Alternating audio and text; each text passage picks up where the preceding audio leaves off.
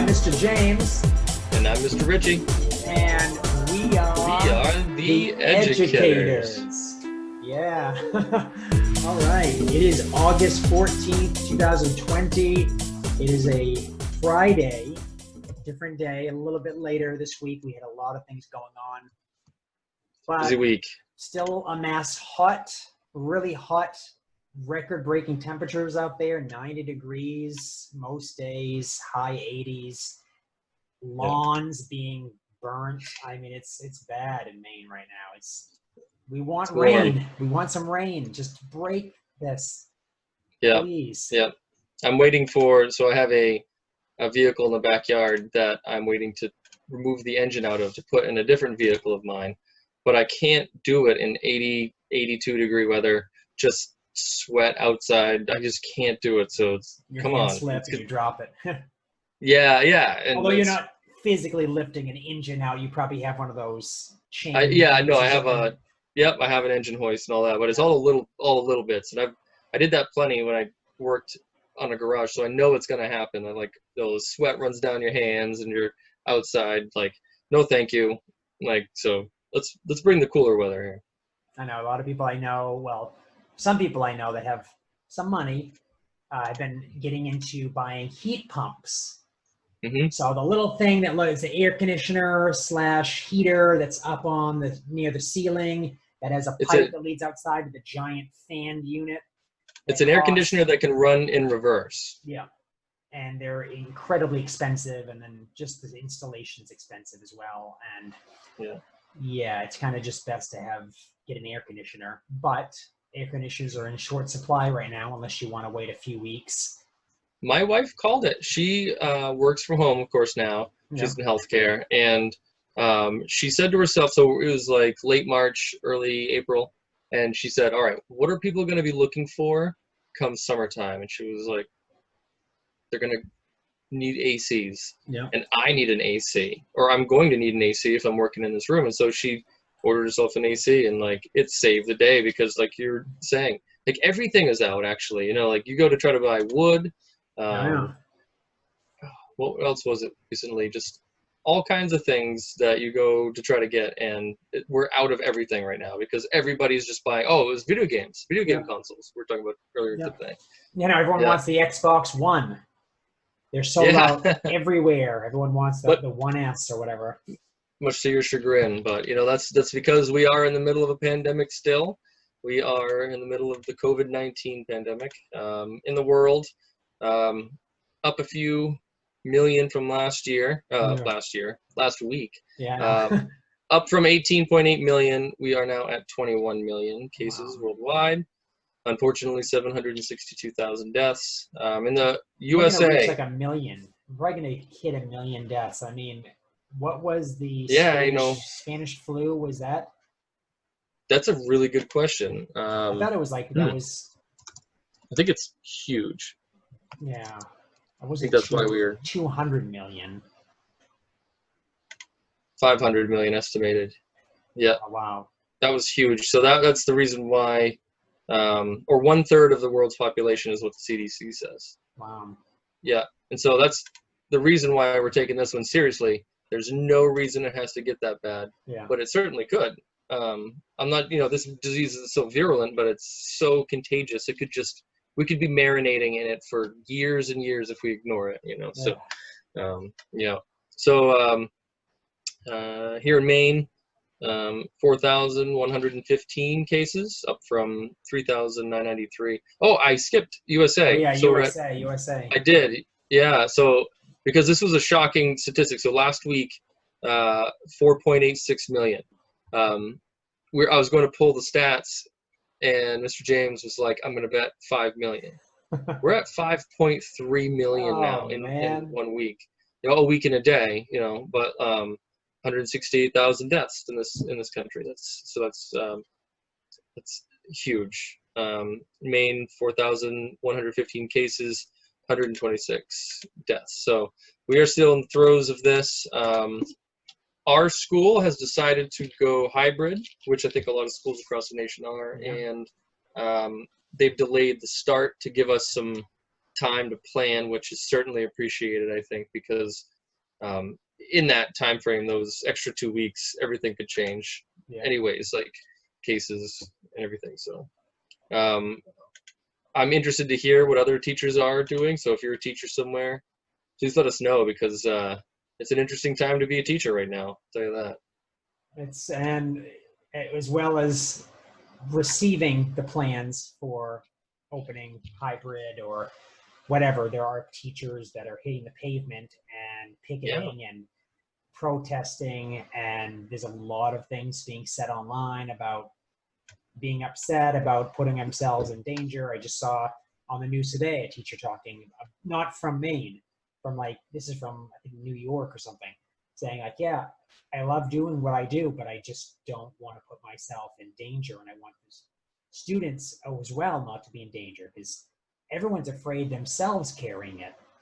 I mean, it's something that you might not even notice that you have, and that's it's just this whole thing that getting over that fear, but also you never know if you quite do enough of hygiene, like we talked about last week, especially for those that have are very strict about their hygiene. There's always that worry, I didn't do enough. For those that are not really well hygienic, I guess that's what you want to say, they're I guess I did enough. For them, it's always, I've always done enough. Well, it's like when you walk into the grocery store and they're out of the wipes. You're like, but they're supposed to have sanitized the carts, but I really like to have that extra layer of, is that the one? Is that the time I'm gonna get it? And I was just in the shopping center yesterday, and this guy just barges in with no mask, saying that he forgot his glasses, but it turned out that I think he was testing the fences. He was just seeing if they would stop him, because then he grabbed a cart and then started shopping as if he just stated that he was done shopping and left his glasses in the cart. Long story short, he seemed very irate about the arrows on which directions to go. Oh yeah.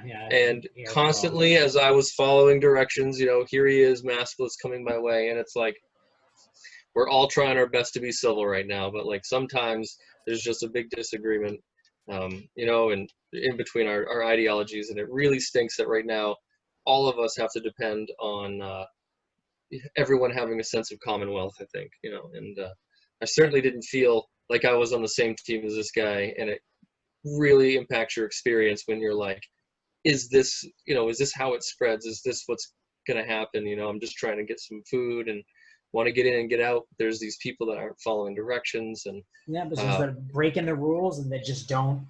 And everyone's well, it's how they feel and beliefs. I don't think it really has to do with beliefs. I think there's a statement of please follow these guidelines that were completely thought of in a very logical, rational way.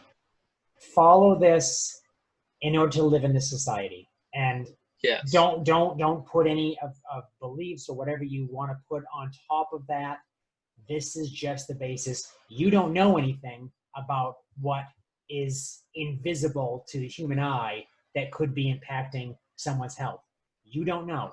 You cannot see it. You don't know the air between you and another person.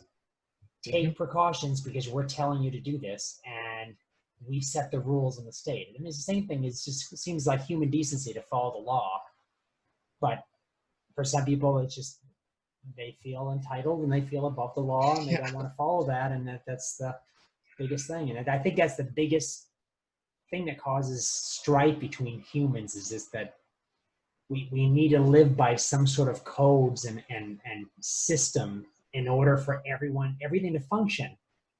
And then just like in a school, we line up in a certain way, and the difference is palpable between elementary school and middle school. When there's lines and order in an elementary school, you go into middle school where there's, it's just chaos, people going everywhere. And there needs to be order. We have order on purpose, there's no law that says you can't cut in line. There is no law. You could just go to Walmart, you walk right in front of somebody, what are you going to do? The reason why we don't do that is societal repercussions. Yeah, You know, it's the norms. Yeah. Yeah, these are norms that we follow, and they're ingrained. And so, but you know, it's like I was just going to say that to be hypothetical for a minute. I have a belief that I should be able to drive on the left side of the road, and so therefore, every time I leave the store yard, I'm just going to go out, hit the left side of the road, and it's not my fault if other people are in the way, right? I mean, it's their fault. They shouldn't have been out in the first place, or maybe they could have done more to protect themselves, but as long as they're worried about themselves, I should be fine, even though I'm putting everyone else at risk. I can't even imagine thinking like that, you know, but that's what I feel like is happening, you know, like we really got to be thoughtful of others. Just order on purpose, and sometimes in really uncomfortable situations, there's some weird, strange new rules, but they just weren't thought out and logical, like germ prevention. You know, germ theory might only, you know, might still be a pretty young idea, but come on now, let's make use of it, you know. Yeah, and if anything, even if we found out that, hey, we were being overly safe, you know, overly cautious, even if that was the case, at least we see the people who followed these rules and who did this. We listened. The society, something happened in society. Somebody dictated some rules that were rational, and a team of scientists or whatever were behind this, and society followed it. Just having that so that everyone follows the same guidelines and works together as a community, I mean, that's a win. I think that's a win. I think, okay, this worked. That's great. If something worse happens, like there's tornadoes everywhere, we're hoping the same compliance happens so that most people can survive. Not giving some people these, you know, flimsy houses that will be destroyed, and, you know, the rich people, all the sturdy ones. But yeah, I get it. No, yeah, that's crazy. But I did have a rant. I gotta get in here real quick before we get into has your email box been full of some treasures from people you don't know? Absolutely. And so that's what my rant is all about, because there right now is some ridiculous marketing out there for teachers. And so the idea of marketing to teachers during a pandemic already is something that we should pause and just think about for a minute, and that they're aiming at the teachers, not the administrators. They know who's going to be paying for this. They know who's going to actually be, you know, shouldering the burden. You know, if they were to think about it and sell it to, you know, the higher ups, you know, that would certainly help out a lot. But I just have to say, as a teacher during a pandemic, the idea of marketing mass UV lights to me right now, it's too soon. It's a little bit too soon, and it's a little bit much. I am really tired of, like, email after email almost every day. I have a few in my inbox right now that I haven't read, that are just like, I've got this thing, just check this out. I do appreciate they're attempting to be friendly, but it is a little creepy for them to be like, hey, Mr. Ritchie, hey, I know that you're really concerned about this, and then, like, you get that break off in the email where you're like, oh, does this guy know me? And you click on it, and it's like, no, they're selling me masks. They got me once. One of them, I was just like, oh, is this somebody that I actually have corresponded with before? I go in and I'm like, marketing email, like, oh man. And a UV like little chest box that you could put your phone and keys into, because we all know that's going to be totally covered, right? Like, there's other things that you probably want to put in that, but won't fit in a tiny box like that. But for $60, a UV light box is all you need. But you can stick your hand in one at a time, I guess. Right. And now put it on top of your head.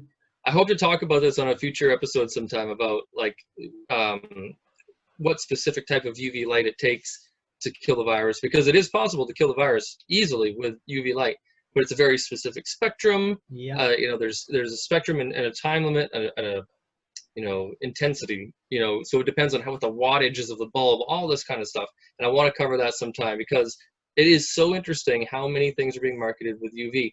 Excellent. I love it, because to me, I would prefer a UV light versus like a Lysol spray, because Lysol is the same thing as a UV light. You spray it on and you hope it works. The reason why we trust it is because it's been around for so long and so many people have used it, you know. So that's what our And the go-to smell gives you that, whoa, that smells really strong. I'm sure it's the killing a lot smell. of germs. Yes, yeah. So I prefer natural or, you know, unscented cleaners and things in Yeah. the house, and my wife disagrees.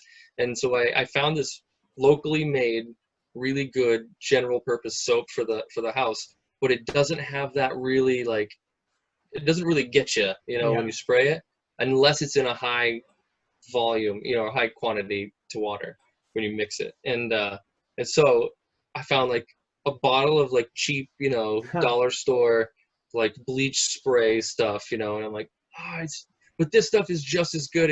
It's made with less chemicals. It doesn't have the perfume, you know, but the smell is what sells. The smell sells as long as you're a cleaner salesman.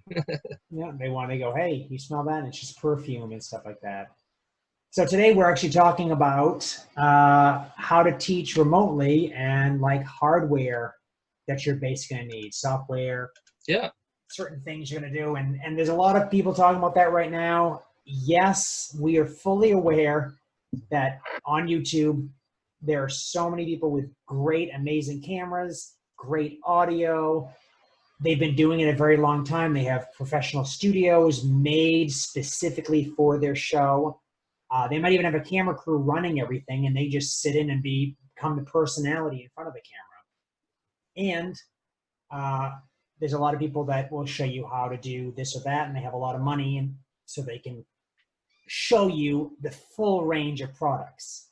Today, we're going to actually show you what we're using and a way you can do it on the cheap and a way you can do it on a little bit more expensive, because, you know, there's not like money is coming out of us here. Right. We are real teachers. We're not, you know, we don't have secret bank accounts that we store offshore, you know, or anything. Yeah, but if I knew how to do that, so that'd be great, because I'm going to need that when I start paying back my loans again. So they yeah, don't think exactly, right. so they don't think I make that much money, which I don't, but to them, yeah. Yeah. But so we do have basically it's kind of an important topic right now, because there are literally tens of thousands of people right now, teachers specifically is what I'm talking about, suddenly becoming video educators or online educators, and they're now seeing a camera in front of them instead of a room full of children. A lot of classes are going to a hybrid model. And around here, I'd love to hear from anyone else watching this if it's different where you live, but and work. But around here, the general go-to has been 2 days on, or 2 days in person, and 3 days remote. So they don't want to say on and off. Their teachers really don't want kids going home thinking, all right, now for the next 3 days I'm off. You're learning remotely. So anyway, so 2 days in live instruction and 3 days remote. 3 days remote, not 4. And as a result, we're all figuring out how to manage being basically a YouTuber. I remember expressing to my students last year how I didn't want to become a YouTuber, and a lot of people share a lot of their life online. And then all of a sudden, I had to do it. I had to do it when COVID happened. And so I really started out with like the basics. I have like a really old computer that I have my old pictures stored on. It doesn't do anything but sit in a corner, collect dust. I don't even know if it has like a gig processor, which is like such a small processor, you know. It's just this thing that exists because of all those memories on board. That's it.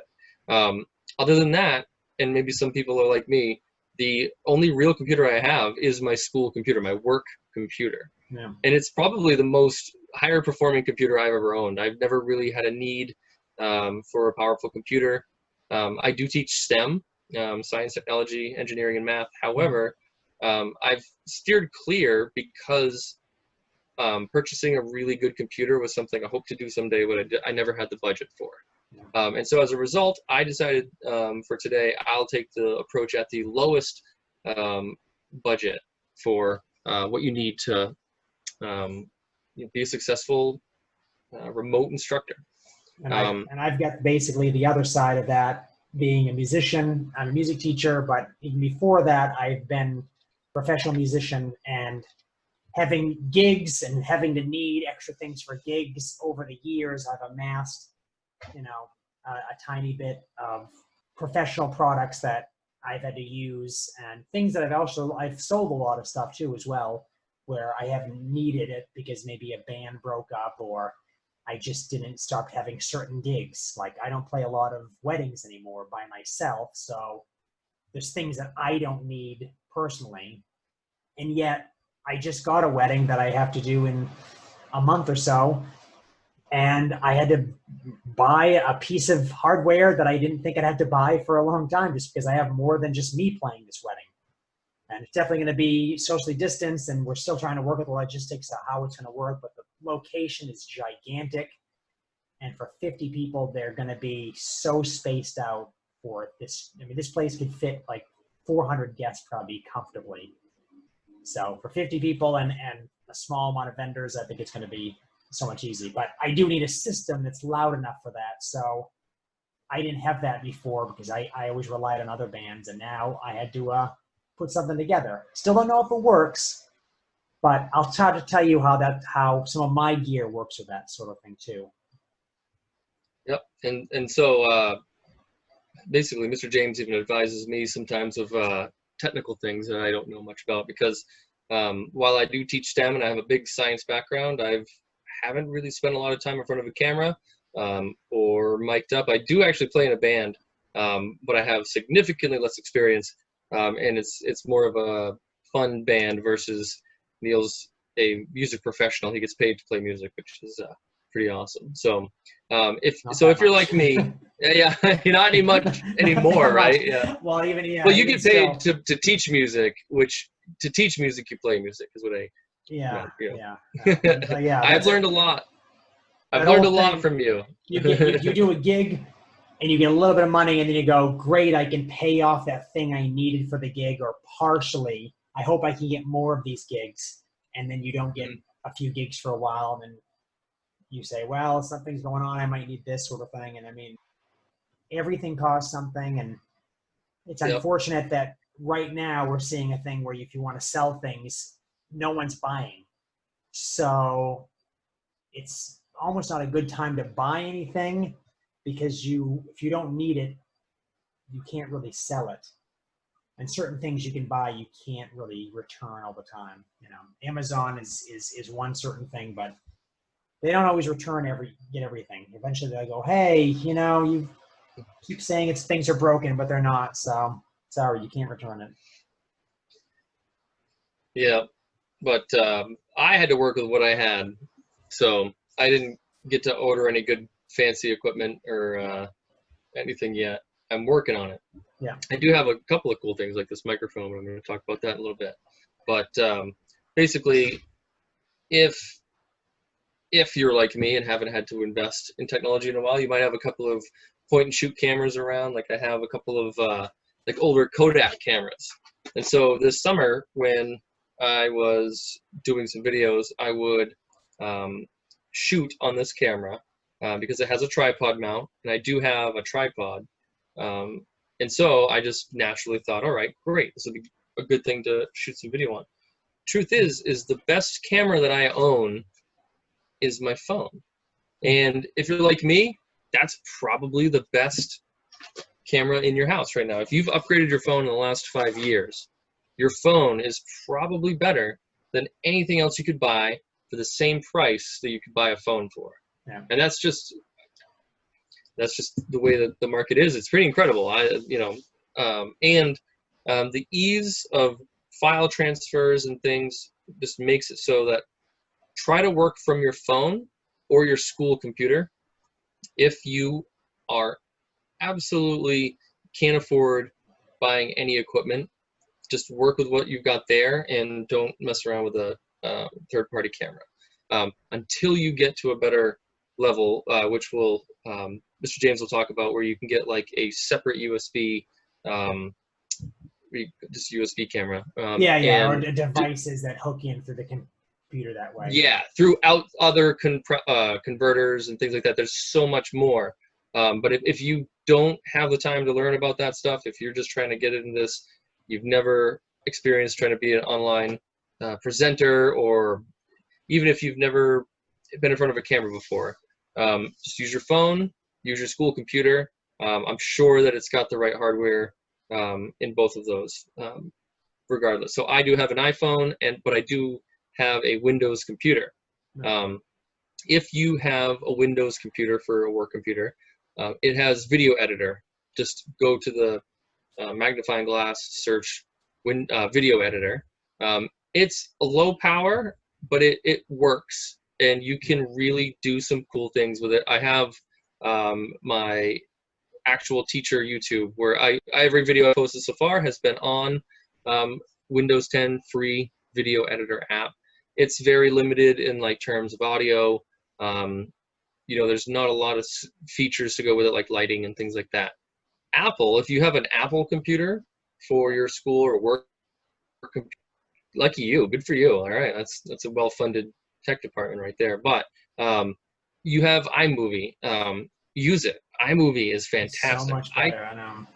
Isn't it crazy? Like, so I have iMovie on an iPad, my personal iPad, and my personal phone, and I can edit a movie better with, like, there's better transitions, there's better options for putting in text over the video. There are things this phone can do that my work computer can't, and so iMovie is amazing. If you've got access to iMovie, use it. If you have a Android phone, you're gonna have to use something else. You're gonna have to find an app, like a video editing app. They have lots of them. Unfortunately, I can't help you there very much because I can't tout one over the other if I don't have an Android phone. But there's definitely lots of free stuff out there as well, and I'll go so more much, into yes. some of those things. And it literally is hit or miss. I mean, you can try them out. A lot of people are promoting. There's another one called DaVinci, which they say is a great editor, but that's something that I'm hearing as well. Learning curve for everything. I could put a student in front of Adobe Photoshop and say, "This is Adobe Photoshop. This is the ultimate like picture graphic design program, and it's huge, and it's not that intuitive in many ways and stuff like that. Those that can use it really well and be fast and know all the hotkeys and stuff, that's absolutely amazing. It's worth paying them to do what you want rather than you trying to figure it out. And I mean, you can rent it for like $20 a month and try to figure things out. It will take you a month to do a couple different things with it. And then good luck if your computer can hold those gigantic files, because every little change you make that you save is going to be, you know, multiple megabytes, like partial gigs. You know, it's crazy. So. Yep. And if you're brand new at this, if you're looking for like you said, that the file storage itself is a really big consideration that, you know, professional videographers have to think about, because file transfer rates aren't really awesome over the internet unless you have really super good connections that unfortunately we don't have around here. But what's interesting is that if you take a phone, like a common phone has really good storage on it, and that's probably your best bang for your buck, is whether it's Android or an iPhone. If you're going to upgrade soon or have upgraded recently, stick with that if you want to do the basic bare bones stuff. So hardware speaking, use your phone. I'm using my school laptop right now just to illustrate what the picture quality is. This camera has 720, 740 pixel. And Neil's, or Mr. James's camera has 1080p, and so the sharpness is a lot. And so we also have a lot of different lighting, which I'm going to talk about in a second. But as far as crispness, the 1080p is going to be higher than 720p. So right now, my school computer, the work computer, which costs substantially more than my phone, has a worse video quality than my phone.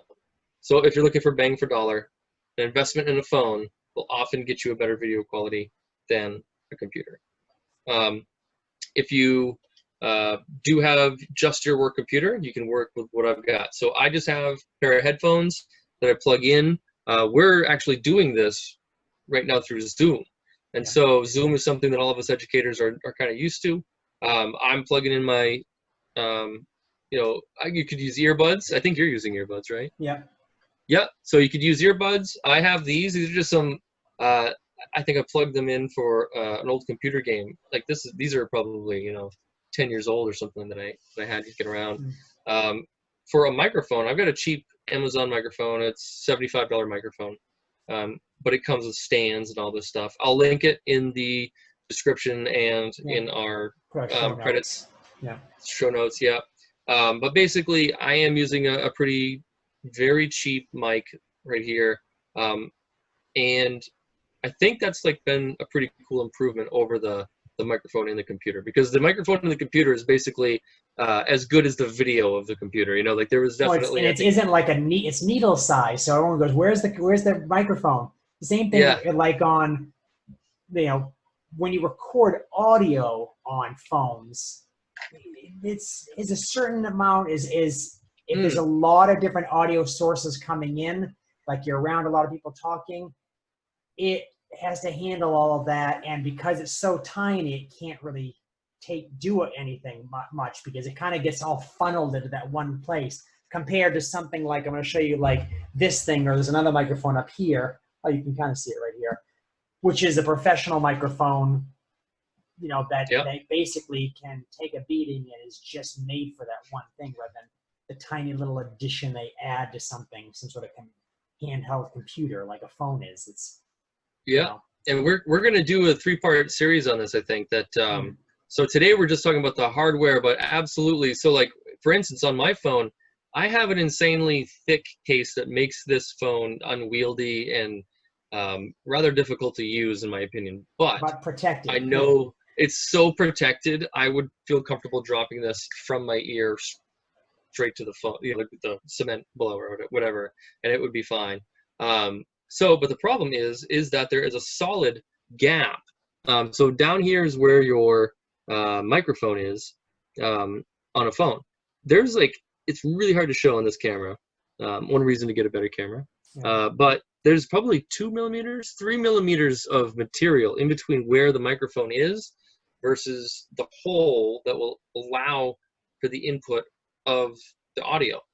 So if you're holding the microphone down here and you're talking from this end, the sound is going to be incredibly different than if you have it oriented correctly and you're speaking into the microphone. So that is something when you're doing your video on a camera phone you got to think of. So we're going to talk about that more on the third episode. And it's kind of hard if your phone's not aimed at you to do good video, because if you're not on the screen, which I'll talk about with some cameras and stuff like that.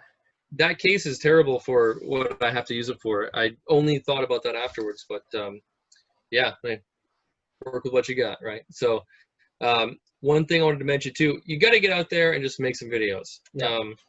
You got to make some bad videos to make good videos. It's just like everything else, there's a learning curve.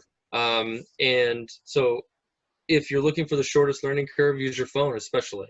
Like, because you could just be sitting there anywhere editing or learning how to edit videos, you know, at a doctor's office waiting to be admitted. You know, you're sitting there for 10 minutes or whatever. You're not in traffic. Don't take your phone in traffic. But like you're sitting in a parking lot somewhere waiting for someone or something. You could learn how to edit videos. It's that powerful on a phone. Or if you're bored at home, you can pick up your computer, just stitch a couple of frames, a couple of scenes together. Honestly, that will be the best education you could do.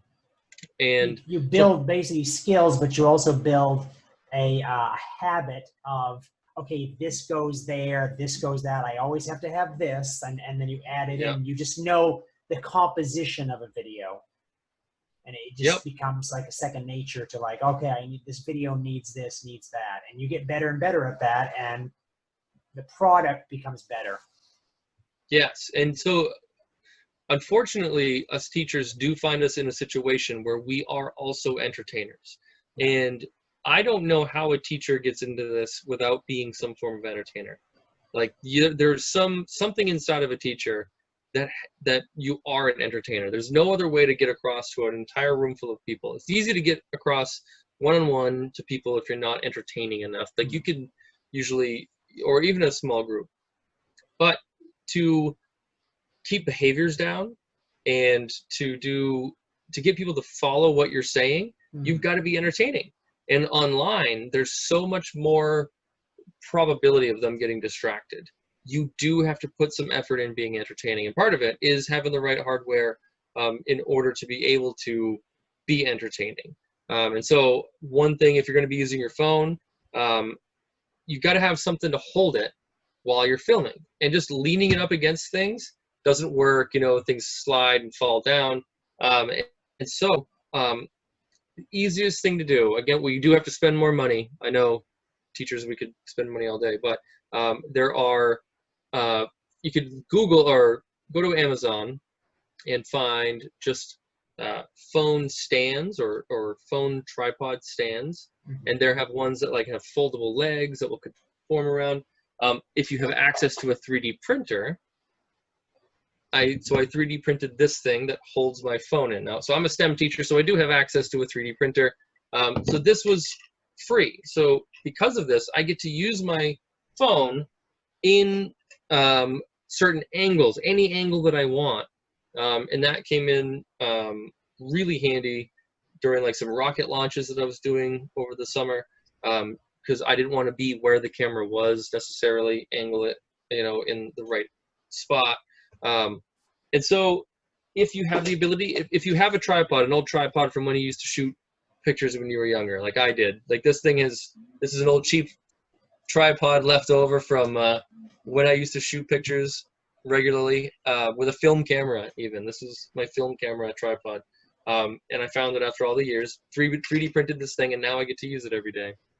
And so if you don't have a tripod, if you look for tripod stand, phone tripod stand on like Amazon, you'll find an entire tripod is meant to hold your phone, and it can go up and down, hold it in angles. Huge bonus. So how much time do I got here? I just want to make sure I'm not going over too far. Oh yeah. I think we can talk about, move on to some things like lighting possibly. Yeah, lighting. So lighting is just as important as the quality of the camera you're using. Yeah. Just to demonstrate, I have a couple of lights. So there's 3 lights in this room. If you research more advanced lighting, there's a 3 lighting method, which is very, very common in movies, music videos, things like that. Like real directors use lighting professionals because this is such an art.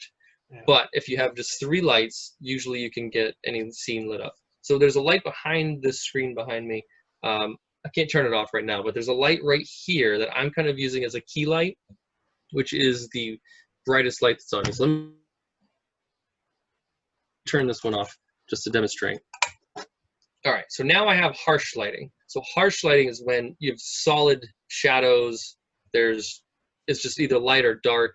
It's not too sharp right now, but if I shut this one off, it looks like I'm in the dark. In my own room, it actually is pretty lighted. I could write, I could read, but right now it looks like I'm sitting in the dark. And so let me turn off turn on just this one.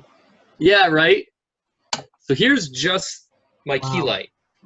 So now I have just a lot of light in front of me. The shadow is really heavy behind me.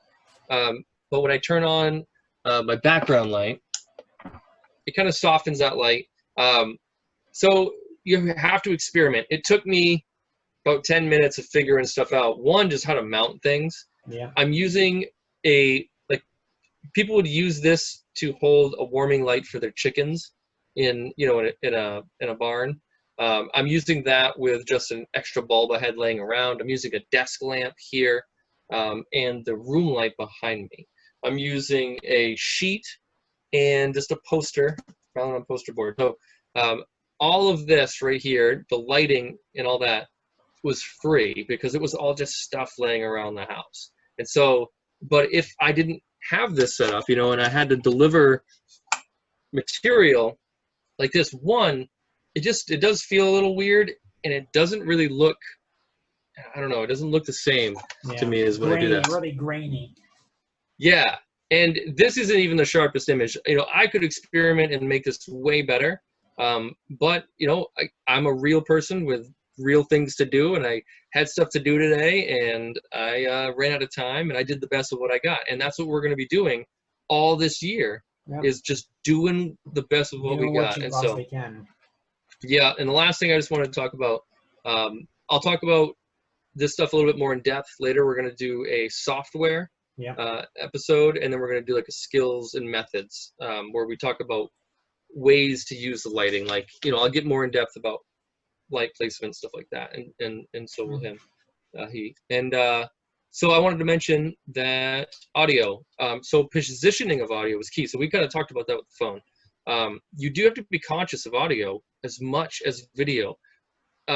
We did these group videos, which I thought were amazing during the pandemic, earlier during the pandemic, because we're still going through it. We did these group videos where a bunch of us would do like a 10, 15-second clip, submit it, then stitch them together and release them to the families and stuff, just as a we miss you sort of thing. Mm-hmm. And there was a lot of people that were outside, and that's what they were trying to do, is show the how much fun they're having outside, but they were standing far away. They didn't consider the audio. The microphones were placed into the wind, and the only thing you could hear was, "We really miss you," and it was unfortunate because the message was lost.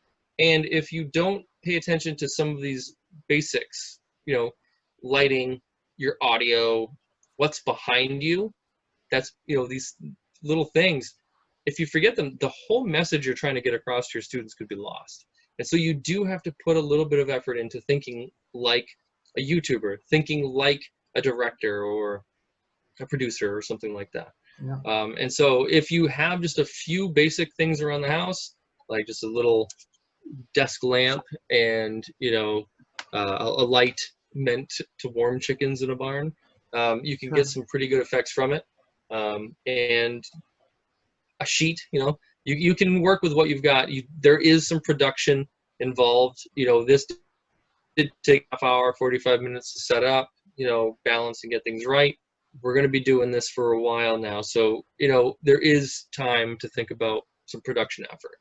And if you have a little bit more experience than just running into this head first, Mr. James might be able to help you out with that, because he could probably help you out there, because he's been in this a little bit longer and experienced some things to do and some things to not do, some things to avoid. Yeah, good segue. Right. So actually, one of the big things I've always been about is getting a decent sound audio-wise, because a lot of times I'm playing in front of people, or now I'm using a different video device and a different audio device, and they're coming together. And I'm not doing something editing after where I'm splicing different audio and video together. If you watch a movie, that's exactly what's happening, because they're recording at such high quality video, and that's its own thing.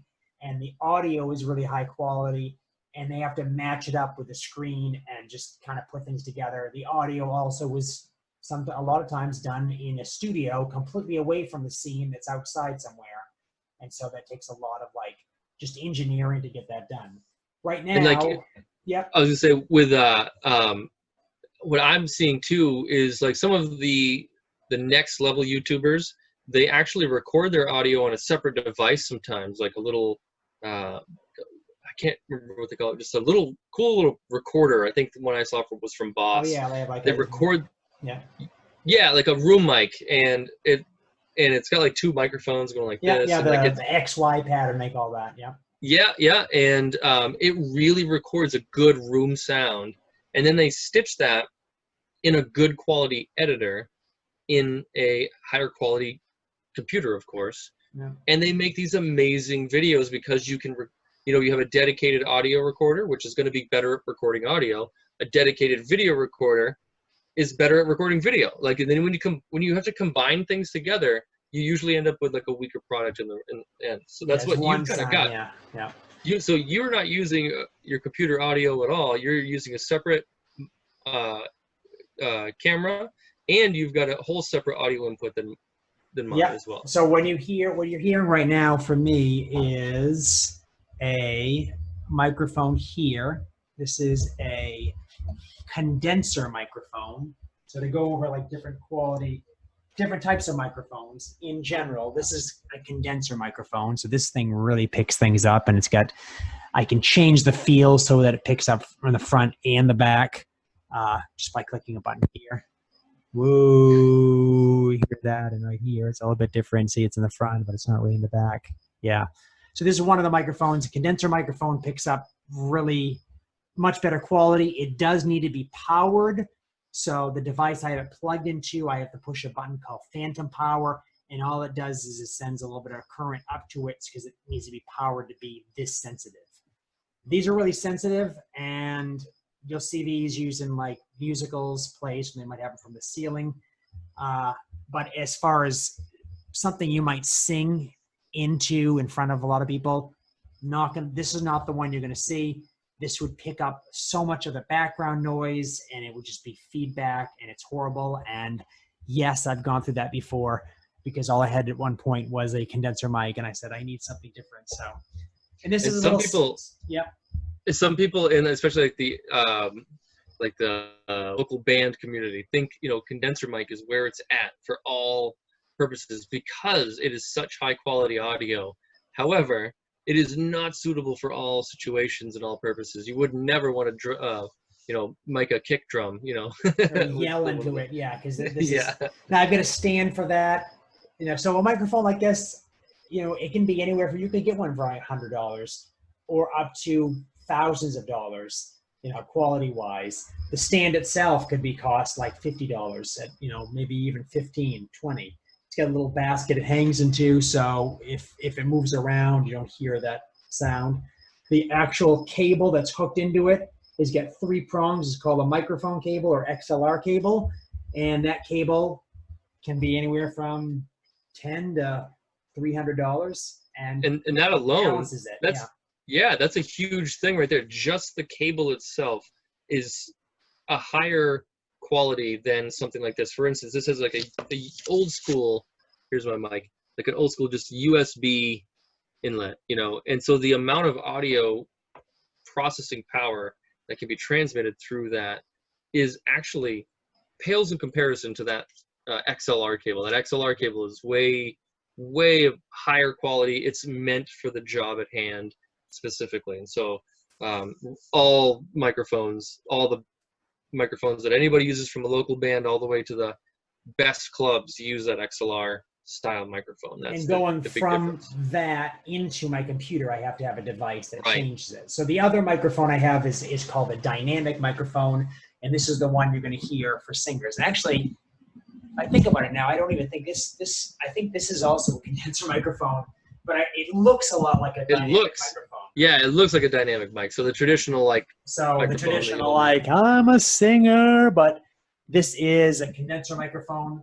This is the company is a Rode. This is made in Australia. Rode is a really common, especially for microphones for the high end mirrorless or DSLR cameras. You'll see a Rode mic on top because they seem to make that widely available. This is powered, like that one has to be powered with phantom power. So I have all my device for that. But I use 2 condenser mics in here because the device I put it in on, which is called an AD converter, analog to digital converter. This is analog. It goes to the XLR out, and it needs to become digital to go into the computer through a USB. The reason why I use mics like this is my device has 2 inputs, and it's left and it's right. Left, right, left. See? So you get a balance of that. If you ever, maybe in our last video, I was on one side of the room and Mr. Ritchie was on the other side of the room, and he had this microphone. I think I had that microphone. And when I talked or he talked, you could hear us on one side of the other. And one of the big things. And that's great for recording things. Most things in nature or in an environment are going to be left and right you're going to record. Some people will add other microphones, but it's going to be some balance between left or right, because how many ears do you have? Yeah, left or right, you have 2 ears. So in order for this to work, all of this has to go into, and I'm going to remove my webcam right now. Yeah. A little Let's see, that's an added addition. Like, you get to move yours. I'd have to move my entire computer, which would be unwieldy. It all goes into this device, which is an AD converter. And if I can try to get it, I know that, let me move it around here, there. So, really dark. Try not to be so dark. All right, maybe I hooked it up. It's kind of caught between things. There you go. So, There you go. 2 XLR cables plugged in. There's levels right here. So, pop, pop, pop. You can see it moving. And I have my monitoring right here. It says direct monitor. I push that button so that I can hear myself through the microphones. And that comes out through this cable, which leads into my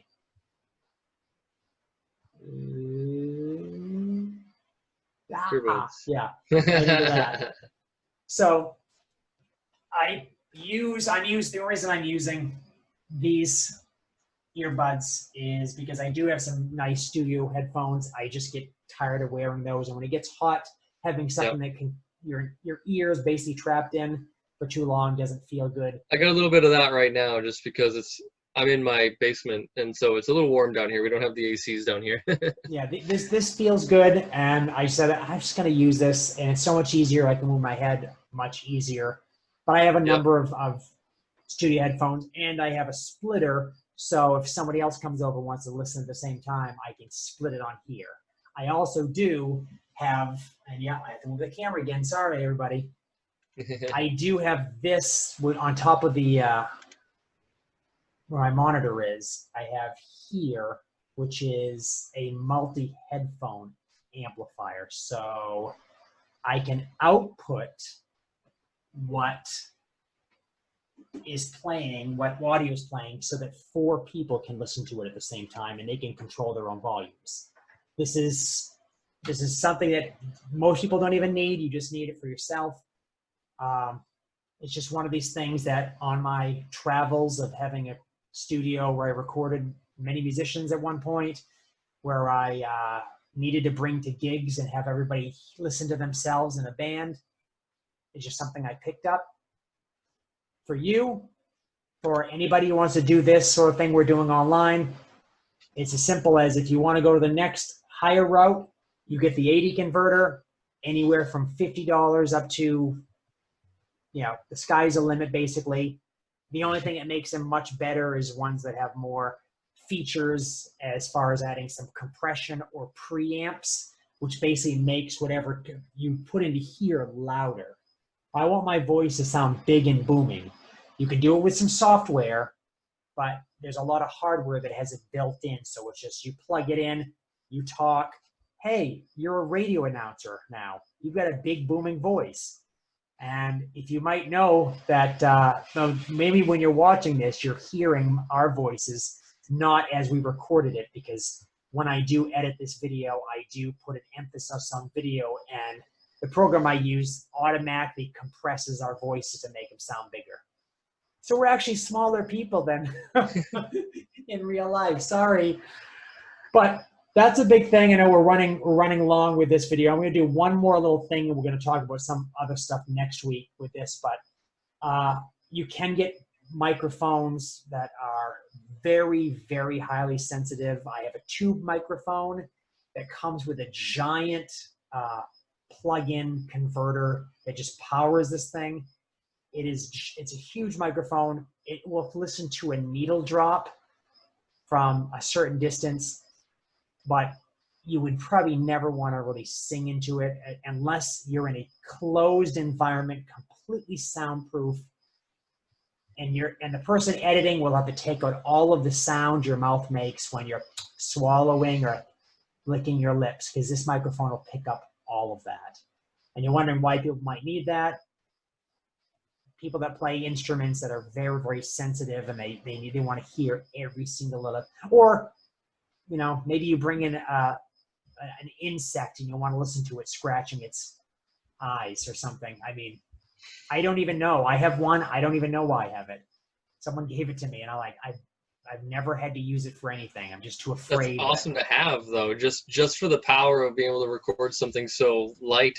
That's pretty cool. It's really sensitive. So that's one of the big things, is getting an AD converter. Most microphones will do with whatever you need.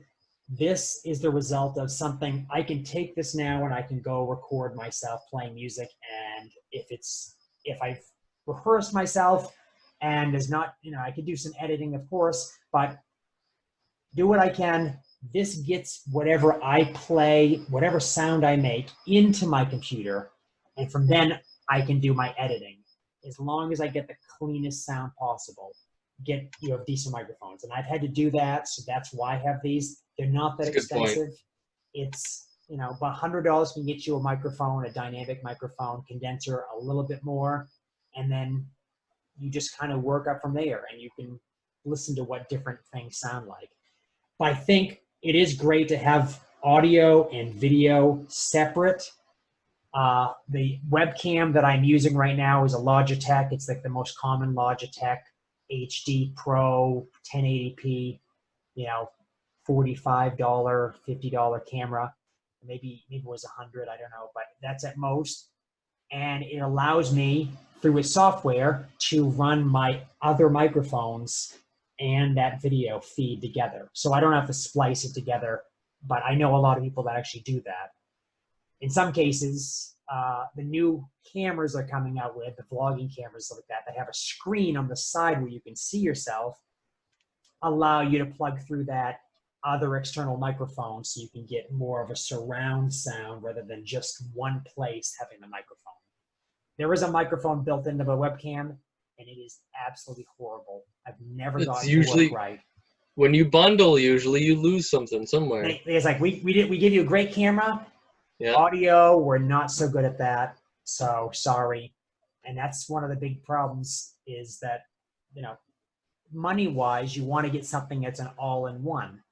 It's better to be making videos now and have one part be really, really great and have another part be not so great than to have both be really mediocre. Because if you have one thing that's great, you can always save up for the other thing that will match that greatness. And then if you sell both of them, you'll actually be able to get something even better. But you'll know how to work with two different elements, audio and video. And if you play music, you're going to use the audio and different other things. If you can, you know, the video, you'll be able to use in other different formats as well. And we're going to be doing that a lot this year and stuff like that. We talked about that off camera, about using a separate video feed while we're in our classes on a cart, basically, so we can show our hands or show a book, because we're not allowed to go in front of the students and show the pages. So it really comes down to trying to get the best you possibly can of one element and then working it up. This is how you do with health too. Hey, I can eat better vegetables. Great. Can't get better fruit yet. Then I can get better fruit. Great vegetables, better fruit. Oh, there's even better vegetables and even better fruit. And there's even better things I can do for exercise, and better this and better that, you know, just how things work in. It's how we try things out. And I think on this podcast, now that we've moved into the vlog sort of like world, we're really kind of trying out these different things. And the camera I actually have, I had to pull out of a box because I hadn't used it in 5-6 years. So I'm glad it still worked.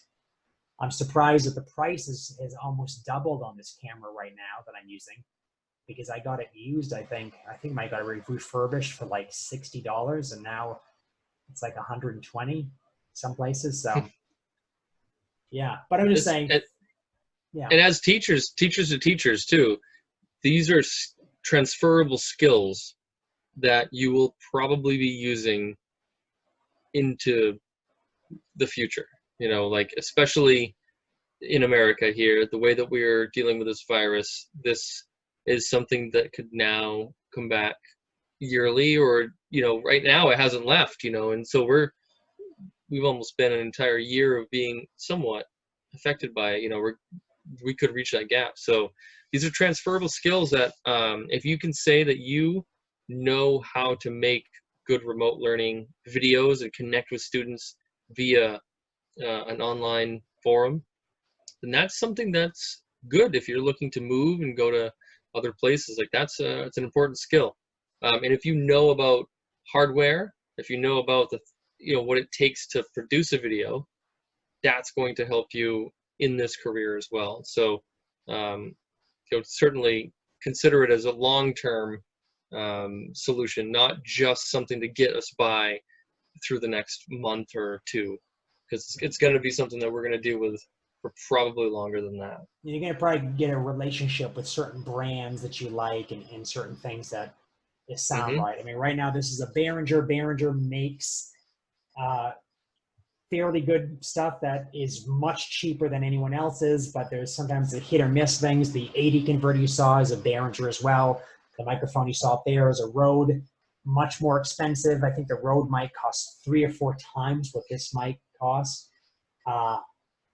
And I don't really notice the difference if I put my mic up to my mouth and I record myself talking or singing. I don't really notice much of a difference. It's a tiny frequency thing, but some people want that quality. They can hear that subtle little difference. And maybe if you had the money to buy that and you're mostly into recording audio, that would be probably the better choice rather than this. But I mean, I like having the shock mount. I have another microphone that has a similar mount and stuff like that. It's just finding brands that you can trust. And yeah, you have to go through the process. Everything's a little bit of a process. I would say if you're right now starting something, go the cheap route. Just make videos, make bad videos, start making better videos, get used to being in front of a camera. If you have a few things you can scrounge together, find a way to connect the dots and make it work. And yeah, and just slowly upgrade as you go along. But not all teachers are in the situation that I found myself in, not needing technology. And some of you are a little bit more, you know, apt at technology. So certainly we'll be covering aspects of that as well. And so, you know, quality is more important than quantity, especially in this arena. So we've got to be present and really giving ourselves, you know, to the situation at hand, which, you know, we can't just phone in remote learning. This is going to be an important part of what we do this year. So we've got to be thinking about this stuff. So I hope this has been helpful, and I'd love to hear back from anybody. So please send us a comment, email, whatever, wherever you are. Just get a hold of us, let us know what you think. And we'll be talking about software, other things probably in the next episode. So we'll see you there. We should have some visual elements added onto this as well, because we now how to know. We just learned how to mix some other things together, so make it more pleasant. And people that either have been or will go back and see what we started with, we'll see a natural progression of how we have learned how to do this. So just if you're watching just this video, we are living what we are explaining to you. Like, we have learned how to do this, especially since the COVID-19 crisis. So, you know, we're still learning, and we will improve. And next week we're gonna have some more bells and whistles. Like, you know, we keep improving every week. Sometimes I have a background now. You know, I actually have a place to broadcast from. My wife took over the office, so you know, we've got that. Next week we're gonna have some cool visuals. So we're gonna slowly keep this going here and keep improving. I know, and we'll keep you on the journey. Hopefully you keep us on your journey, and subscribe, like the video, and Season 3 is going to be us in the school. Yeah. And reporting on what is really happening from a school dealing with a pandemic. So, you know, hold tight for Season 3. That's not very far away, just a couple weeks. I'm going to think about that. Well, I'm Mr. James. And I'm Mr. Ritchie. And we are the educators. Have a good night, everybody.